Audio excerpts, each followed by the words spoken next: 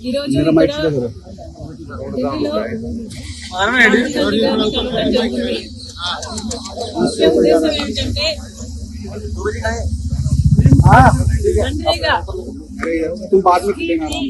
BJP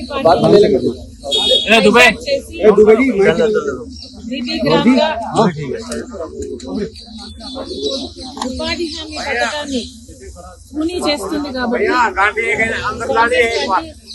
దీని మీద ఉద్యమం చేయాలని నిర్ణయించిన విషయం అందరికీ తెలిసిందే.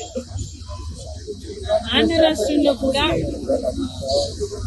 మన్రేగా పథకానికి సంబంధించి ఉపాధి హామీ పథకానికి సంబంధించి బీజేపీ చేస్తున్న కుట్రను ఎదుర్కోవడానికి విషయాన్ని ప్రజల్లోకి తీసుకువెళ్ళడానికి కాంగ్రెస్ పార్టీ ప్రజల్లో ఉద్యమం చేయడానికి నిర్ణయించింది. కాబట్టి ఈ క్రమంలో ఆంధ్ర రాష్ట్రంలో మన్రేగా పోరాటం మీద రాహుల్ గాంధీ గారు కూడా ఆంధ్ర రాష్ట్రానికి వచ్చి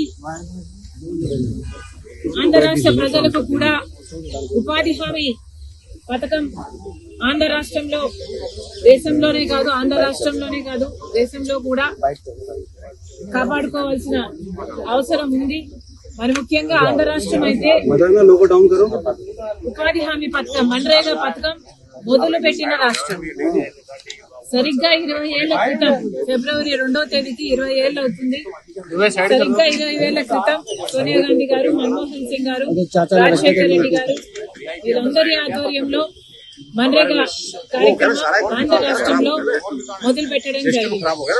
కాబట్టి అదే రోజున ఆంధ్ర రాష్ట్రంలో ఆంధ్రప్రదేశ్ కాంగ్రెస్ కూడా ఒక కార్యక్రమం చేపడుతుంది. దాని విధి విధానాలన్నీ రూపకల్పన జరుగుతుంది.